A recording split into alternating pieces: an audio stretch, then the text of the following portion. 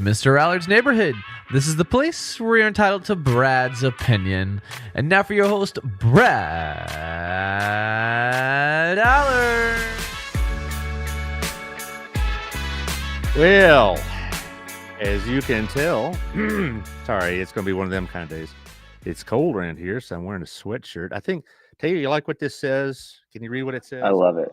Yeah. If I'm talking, you should be taking notes. You betcha. You know, who gave that to me was my late friend John Mitchell, who died in 2006. And some of the old timers that are listening or will listen may remember John Mitchell from BHS days, and good man, big man. You know, he is buried over at that National Cemetery because he was a Vietnam vet and whatever. And I wear this shirt to think of him. So there you go. Where are you at right now?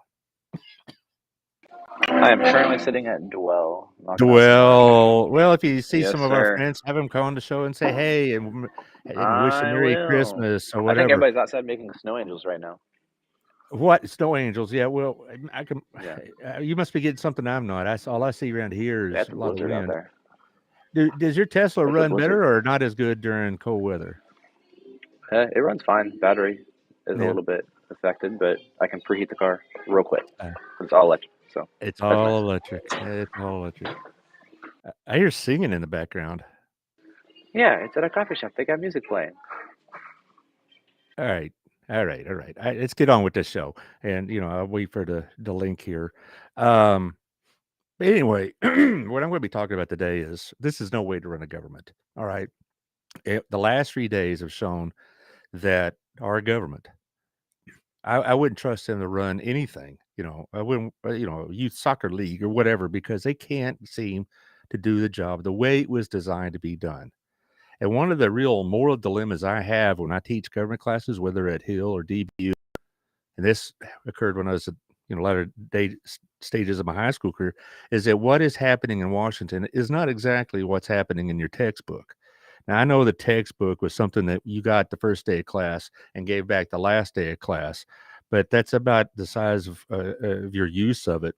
But what really was an issue for I turn this down, is how they design these bills and how they design. Come on, sound, come down. There you go. How do they design this whole process of bills? We're going to spend in this 72-hour period $1.7 trillion. Now, I may give a little bit of background about overall what the budget's about and all this sort of stuff, but the way they did this is in no way, not only contrary to the founding fathers and the way they thought things should be done, but the way things have been done for a while. And this is not something that happened just this year. This has been going on for the last 15 years or so, that we've been having these situations where budgets are being passed and trillions of dollars are being spent, and we don't even know what's in it. The members of Congress don't know what's in it.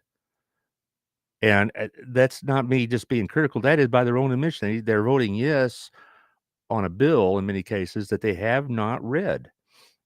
And it really it drives me crazy because we find out later with all this other business what's in it. And the infamous words of Nancy Pelosi when she's talking about Obamacare, we need to pass the bill to see what's in it. That's what's happened. That wasn't a one-time thing. This is what's been happening routinely. And this is one of the worst examples we've had.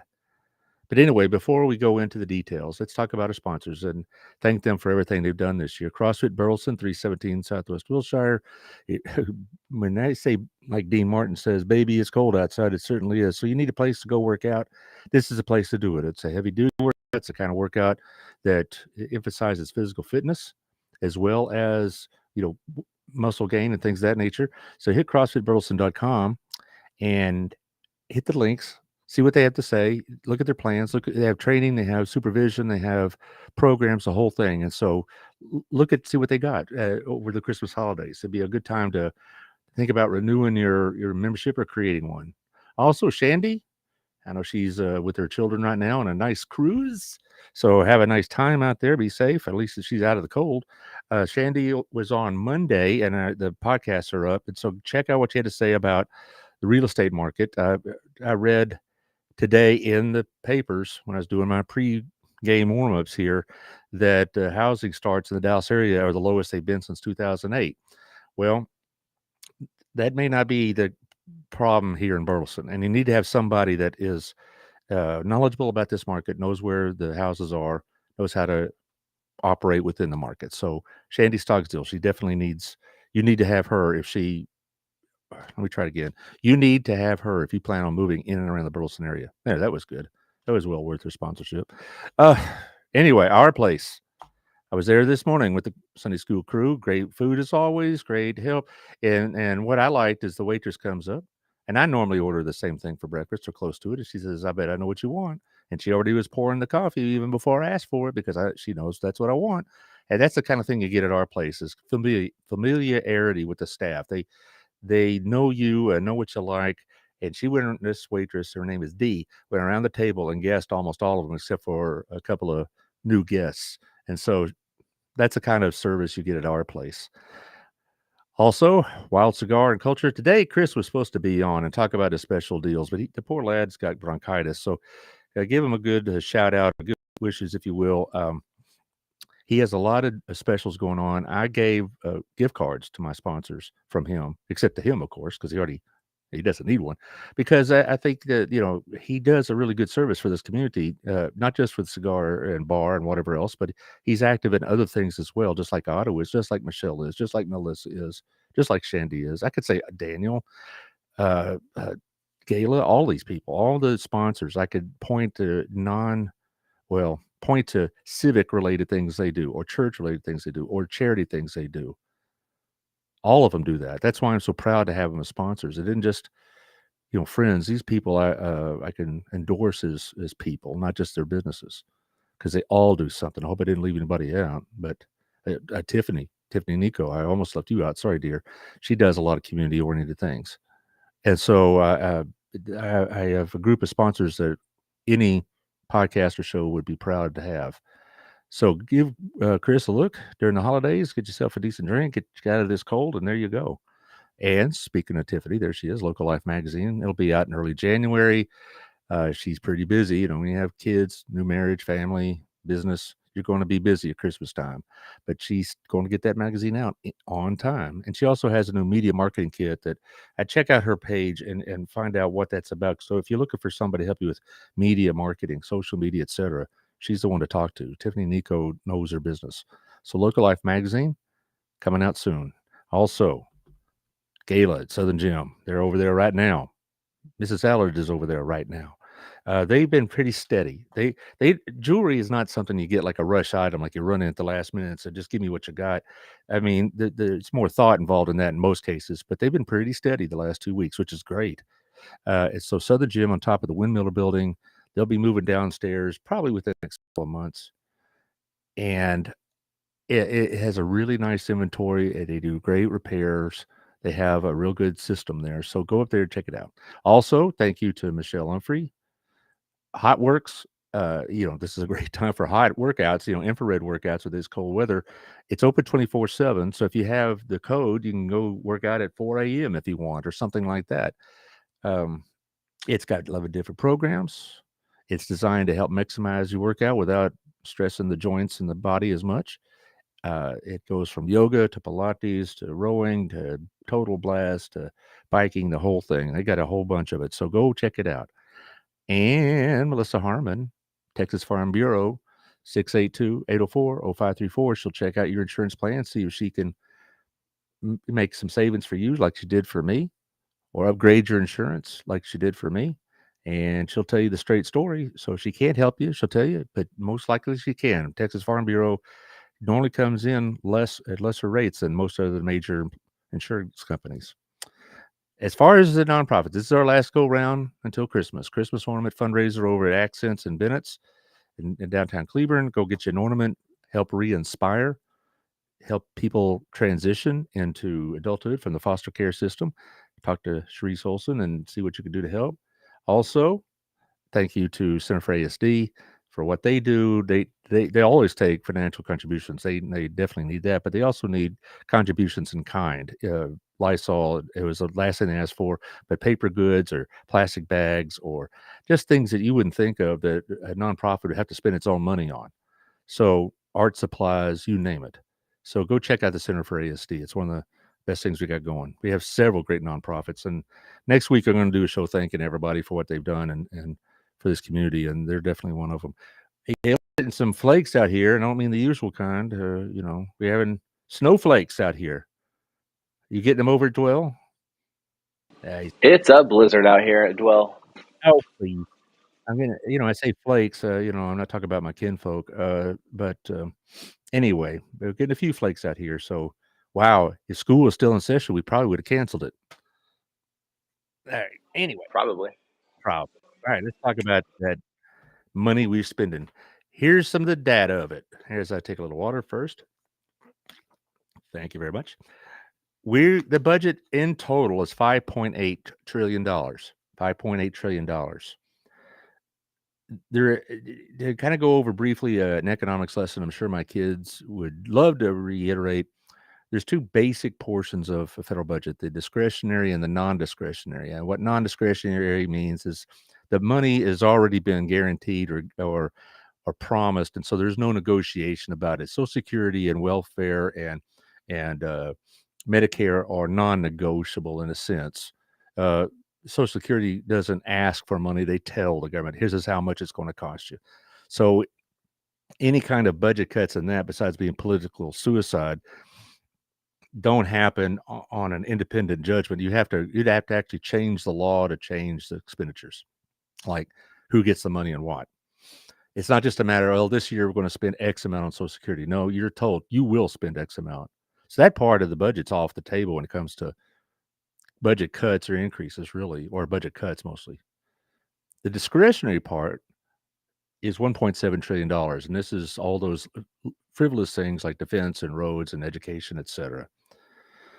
$1.7 trillion. So we have a total of $5.8 trillion going to be passed probably tomorrow, maybe tonight. This leaves us with $1.2 trillion deficit, and the Joe Biden administration are making a big deal about how it's being reduced from the previous. Yeah, it was 1.6 last year. So it's $400 billion less, theoretically. So they're proud of the fact that they brought down the budget deficit by that amount instead of being ashamed by the fact that we're spending $1.2 trillion we don't have. And I'm going to be addressing the deficit and debt issues at the end of the show. This $1.7 trillion package is called an omnibus bill. Now, here's how it's supposed to work. Here's how it works. How it's supposed to work is that the federal budget is divided into big chunks, and they're given to the congressional committees that oversee those chunks: ag, education, defense, health and human services, fill in the blank. And they're supposed to go through this process of crunching through the numbers, hearing pro and con testimony from experts, lobbyists, etc. A lot of wheeling and dealing behind the scenes. That's gone on since day one of our country. So there you are. But a lot of, they were supposed to have open hearings about how much we're going to spend and what are we going to spend it on. And then they're passed individually by the House and Senate. And then to kind of coordinate this into one major budget bill, they have what they call the omnibus budget bill, which isn't really subject to filibusters and things like that, or unanimous consent agreement situations. It's pass or fail.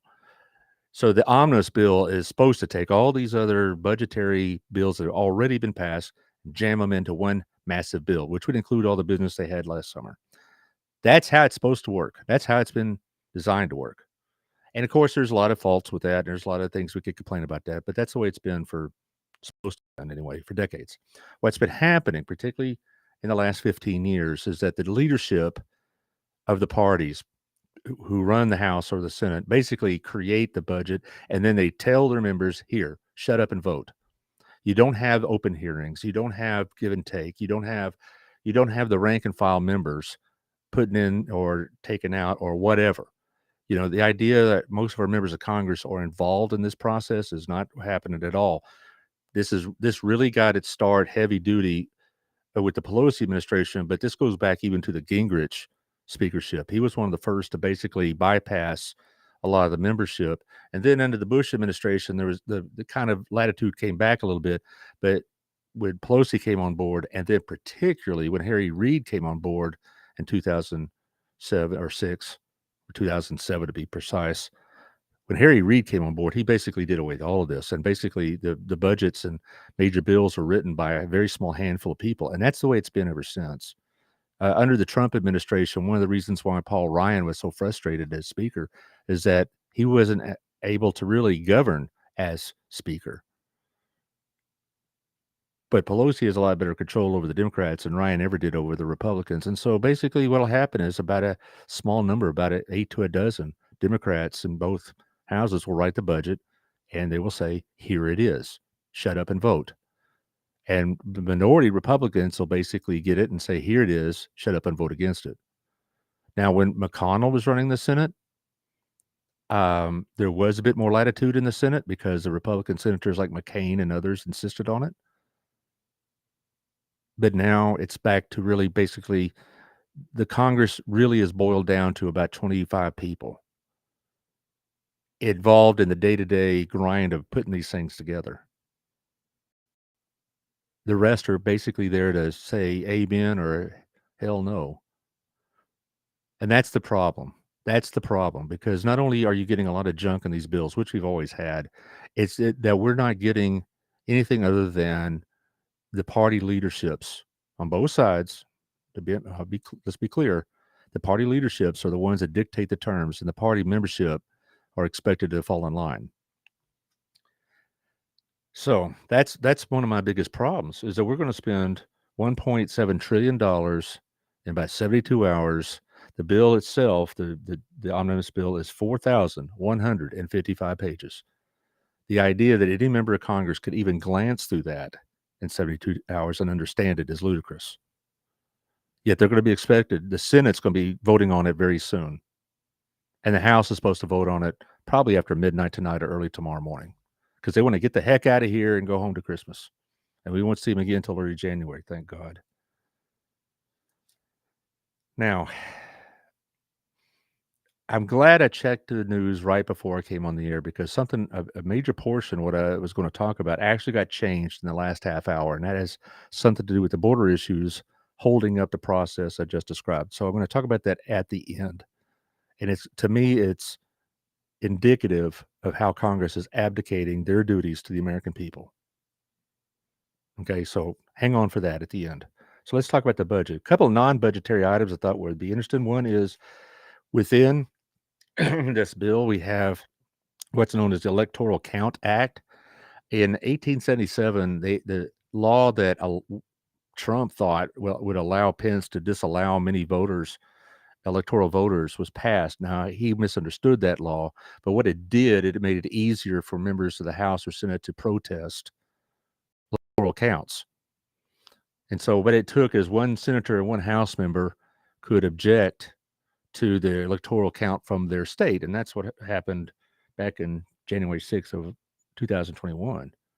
And it wasn't the first time it happened. I mean, you had this happen with the Bush election in 2000 and 2004. I mean, what this Electoral Count Act would do, would reform and make it more difficult to object to that kind of thing. And it's a good act, but it should have been voted on separately. Why wasn't it? Because people don't want to make people mad, so they jam it in a 4,100-page bill, and no one notices it until later.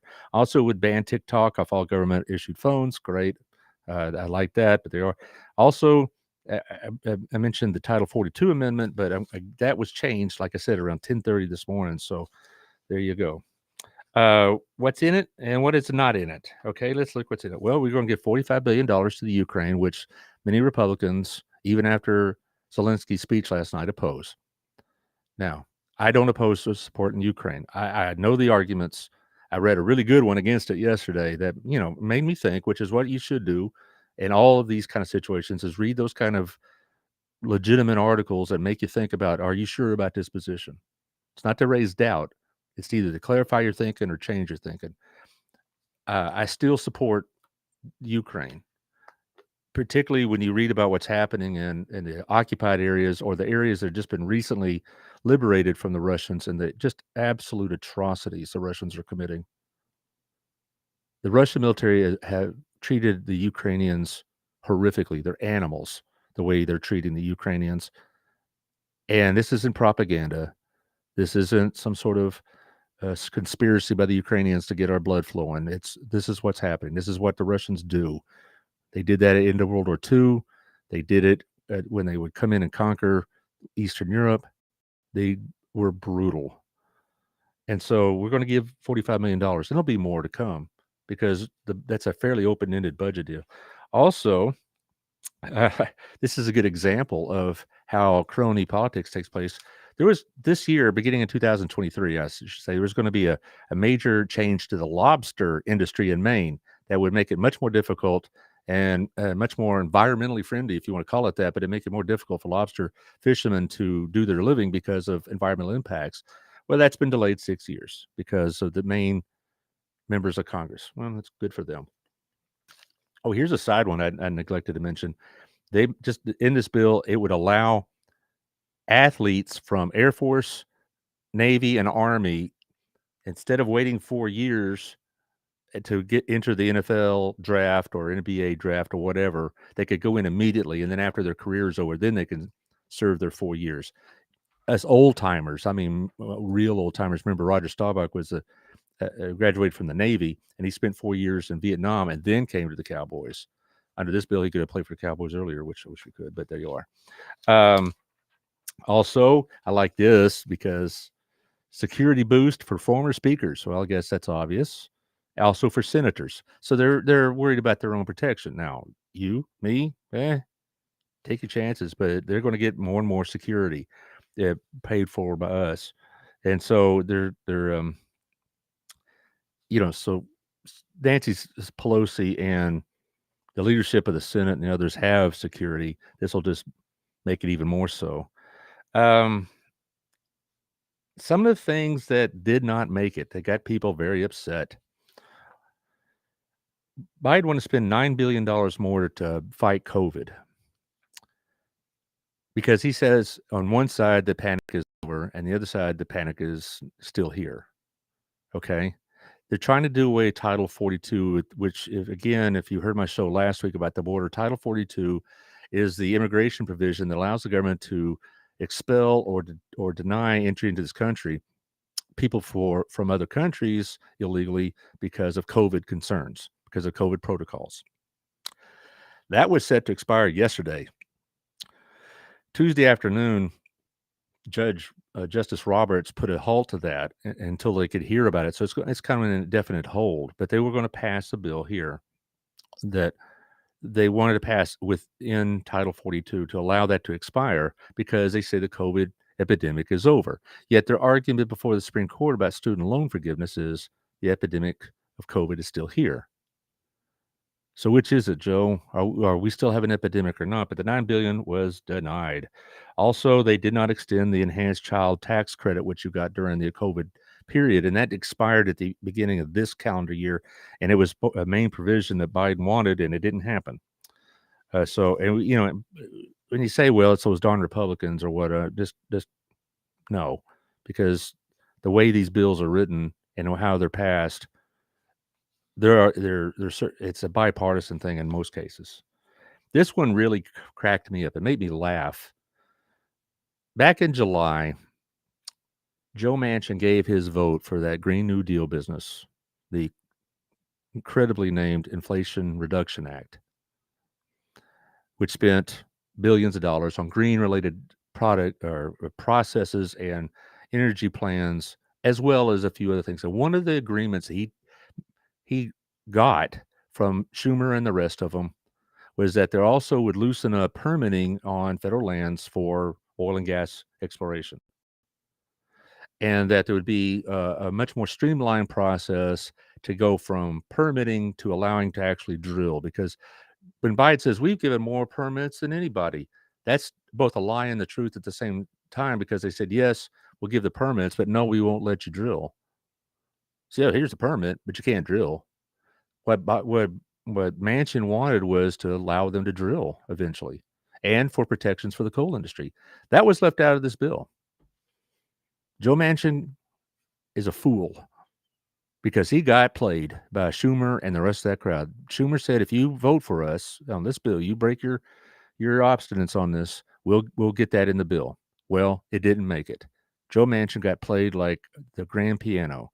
because basically, bottom line, Joe Manchin ain't nearly as smart as he likes to think he is, because he got played.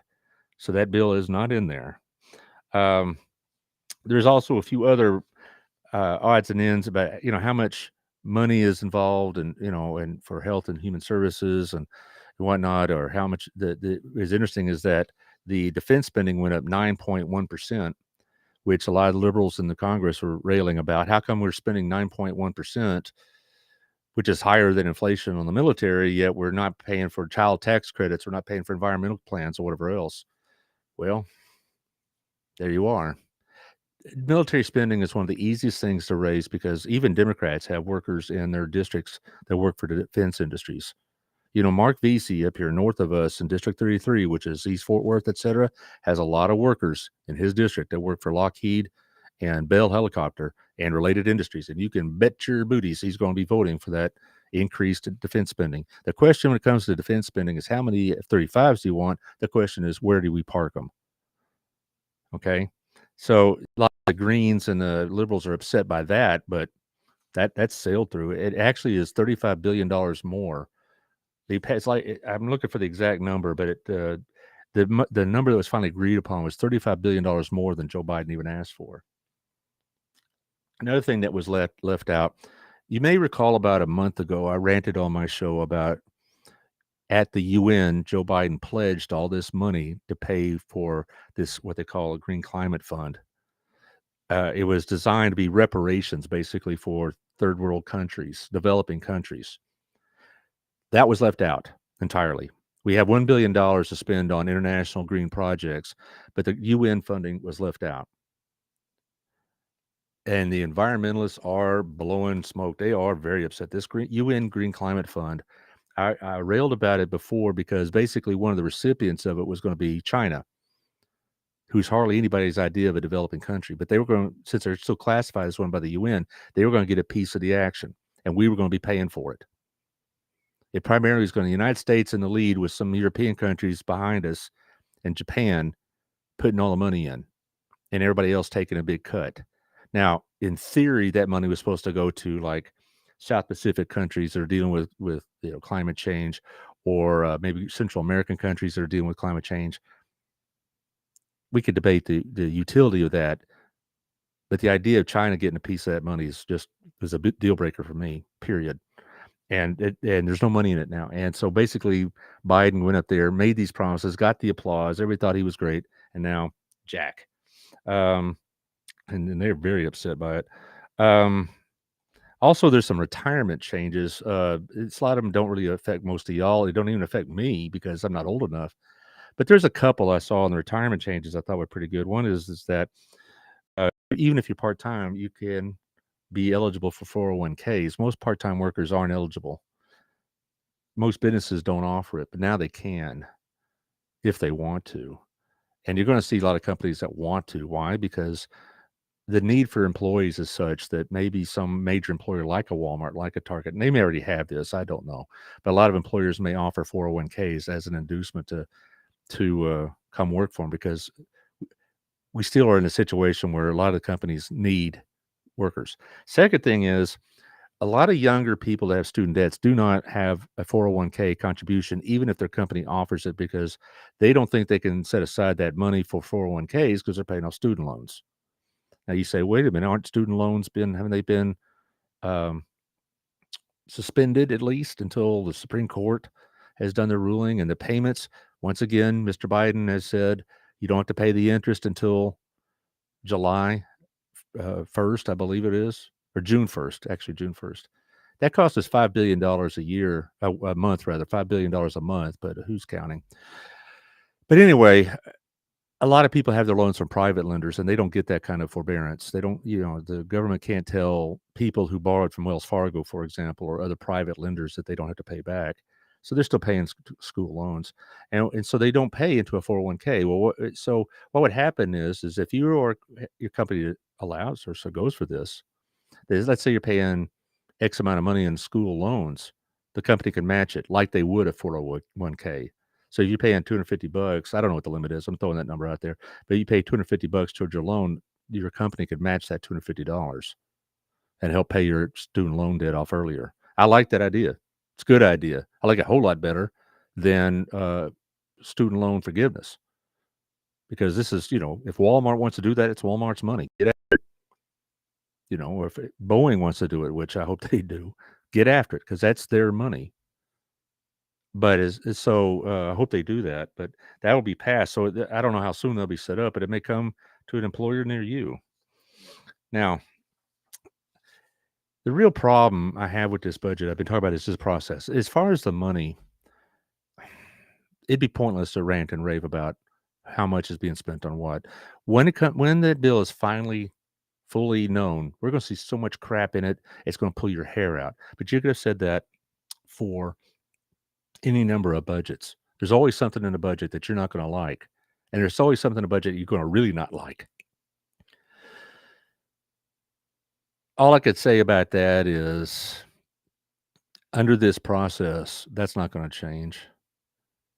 You're not going to have the ability to call Roger Williams and say, we want this to happen, because not because Roger Williams is a bum and he's not going to try. It's just he's not going to have the opportunity to make that happen. Unless you're in the leadership of certain committees and of the Republican Party or Democrat Party, you're not going to get that opportunity. So I'm not here to rant what's in the budget, because there's a lot of things that I think are total crap. But if total crap is what we got after the regular process, then we as voters would have something to do about it. But right now, I don't have any control over who runs the Senate or the House. And neither do you. And that's what frustrates so many American people, is that Congress is abdicating their duties. I've said this many, many times. Members of Congress are cowards when it comes to politics. They will pass the buck to the executive branch, or to unaccountable bureaucracies, or unaccountable judges, or leadership that somebody else. Let's blame McConnell. Let's blame Pelosi. Let's blame Kevin McCarthy, who may or may not be speaker next year, as opposed to me, your local humble representative, or your local humble senator. So that's the problem, is that there's no accountability in our Congress. This process is a gold standard for that. Things are getting passed that they don't even know what they're voting on. Now, 21 senators in the Republican Party voted for this bill, for this omnibus bill. Cruz, of course, did, and John Cornyn, I believe, did. But if for anybody that's voted on it, yes, they would say, well, we have to fund the budget, fund the government. If this failed for some reason, supposedly Friday night at midnight, the government's supposed to be shut down, theoretically. What would happen, I mentioned this last week, is that they'd pass a continuing resolution and kick that can down the road 60 days, and we go through this again. They've been doing this for decades. I mean, they've been doing it since the Obama administration. I mentioned before, Obama passed one budget in his 8 years. I don't know, I think Trump did one. Biden, this will be his first. And so, because we always fun about continuing resolutions, which is a joke. But last night, about 2 a.m., there was an amendment offered into this bill that would have maintained Title 42, which is, again, that border-related issue that allows the government to either deny entry or expel people who are here illegally for COVID reasons. People come here, and like I mentioned on the show last week, that most of the people that we apprehend are not sneaking in like under the bushes, and hiding. They're coming right up to the offices of the Border Patrol. Say, here I am. I'm claiming asylum. I'm from Venezuela, Cuba, Nicaragua, fill in the blank, and say, I'm claiming asylum. Well, Title 42 allowed us to supersede that for COVID reasons. And it was set to expire yesterday.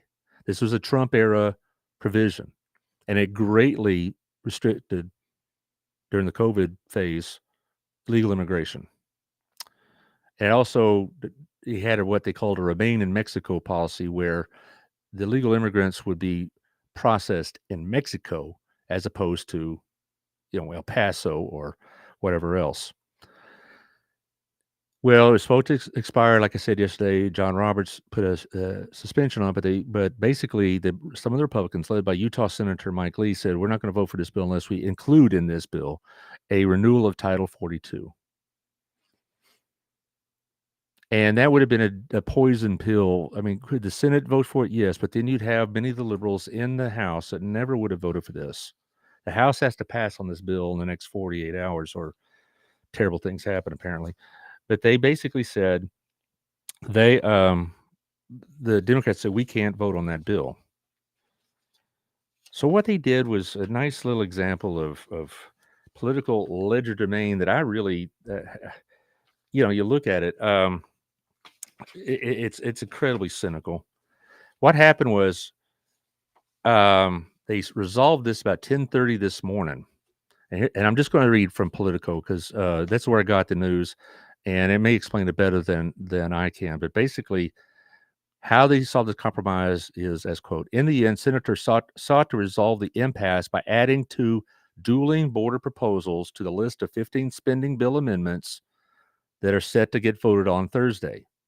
So they're basically going to add it to the bill, right?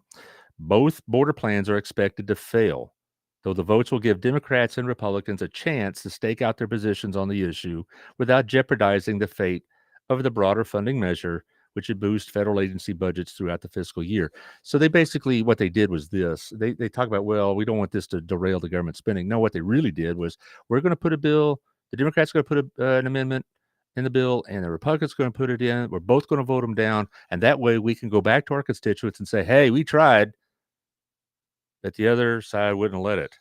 I'm going to quote further from it. What was maybe a little prologue here? The Republicans wanted a straight up and down vote by a simple majority on Mike Lee's amendment to maintain Title 42. The Democrats wanted to make it filibuster susceptible, but he wouldn't do it. So here you go. In the end, Democrats agreed to give Lee a vote at a simple majority, and the Democrat senators found an off-ramp designed to give political cover to their members who want to vote for border funding without supporting Lee. Senators Kirsten Sinema and John Tester, who's a Democrat from Montana, offered an amendment that would provide new immigration and border funding while keeping Title 42. But basically what is happening is that the Democrats can vote on one amendment and Republicans vote on the other one. It'll be defeated in regular vote by the other side. And now they can come back and say, well, we tried. It was an incredibly cynical move. This is what I'm talking about. Congress abdicates its duty all the time. They owe us not just a resolution of this issue, but they owe, I'm definitely in favor of tighter border security in a humane way. And I've talked about that before, but they owe us a vote on this. But now they're just basically doing parliamentary maneuvers and tricks so they can protect themselves politically. What happens down the border? Well, that's your problem. What happens in our inner cities, with our schools, with our hospitals, with all our public facilities and services, that's their problem. Joe Biden, and on the immigration issue yesterday, his administration basically said they don't want to deal with what's going on in El Paso because if they do, they have to acknowledge that there's a problem there. And they've been telling us all along through that nitwit of a press secretary, Corinne Jean-Pierre, that there's no problem down there. So if they actually gave emergency funds to El Paso or New York City, which also asked for them, then they're admitting there's a problem. And they can't have that. So basically, El Paso, you're on your own. And that's what they're saying is. To kind of sum all this up, it's very, very difficult to hold our members of Congress accountable under the current system. I don't know if it's ever possible, but we need to have a better system of choosing people that are going to be responsive to us, not just to say yes and send us a nice letter when we call and complain, but actually have input into this process. And if we don't have input to this process, it really doesn't matter who we vote for out here. And and people say, tell us, oh wise one, oh Yoda Allard. What's the answer? The answer is we need to have better better candidates, a better system of selecting candidates, and then choosing between candidates. We need to have a Congress that's responsive to the people, that reasserts its authority as given to it in the Constitution. We need to go back to what they call, quote, regular order, which means you have hearings and open discussions and debate and pro and con about how much we're spending and why, and not just have some bill land on your lap and you have, here, vote for it. Don't bother reading it. You have 72 hours. This happened in 2009. It's kind of ended up with this. In 2009, the first bill Mr. Obama passed was the Stimulus Act. I forget the exact name. It was like American Recovery Act, I believe it was called.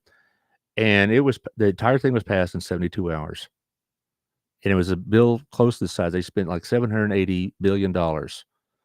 And Vice President Biden was going around talking about all these shovel-ready jobs and how we're going to be recovering in the summer. And obviously that didn't happen. About 2 weeks after that vote was taken, a member of Congress at that time, a gentleman named Chet Edwards, whom I liked very much, actually, came in to speak in Burleson City Hall. And then aide, now city council member Victoria Johnson, invited me to go listen to him and maybe ask questions. And I thought, she asked me because, I'm her former teacher, we're friends, etc. But also because she thought, well, there are not going to be a lot of people here. And boy, that didn't turn out right. It was jam-packed. And they spent like over an hour just chewing Edwards out for voting for a bill he hadn't read. To his credit, he took all the heat. He did try to explain it, but he took what they said not just seriously, but he let it fly, let them have their piece. I don't know if we're going to even get that opportunity anymore. They're going to pass this bill and they're going to pat themselves on the back, go home for Christmas, think they're doing God's work for the American people, when all they did was add $1.2 trillion to the deficit without even bothering to read why. And why and how they came about this, we need to take a very serious look. Now, if you want to blame the Democrats for it, fine, because like I said, Harry Reid mastered the art. Republicans, I doubt, will be any different when they take over the House in 2 weeks. Maybe even less so, because the Republicans don't handle their kooks as well as the Democrats handle their kooks. All right. For all the ranting and raving people have about AOC, she usually votes along the party line. Same thing with Uncle Bernie. But you're going to have people in the Republican Party that ain't. Rand Paul, Ted Cruz probably won't. Marjorie Taylor Greene, these others, they don't care. But so whoever is the Republican speaker, God bless them. They're going, or her. It's going to be a tough job. Anyway, I hope you learned a little bit. I hope you pass this on to your friends. A word about Christmas. I thank you for the year we've had. Next week, I'm going to have a show on Thursday. We're going to be off Monday and Tuesday, so we can enjoy family and whatever else, and recharge, regroup, regress. Who knows? And then we're looking at an extra show on Thursday or Friday, because I did miss one this week, and I want to, be consistent.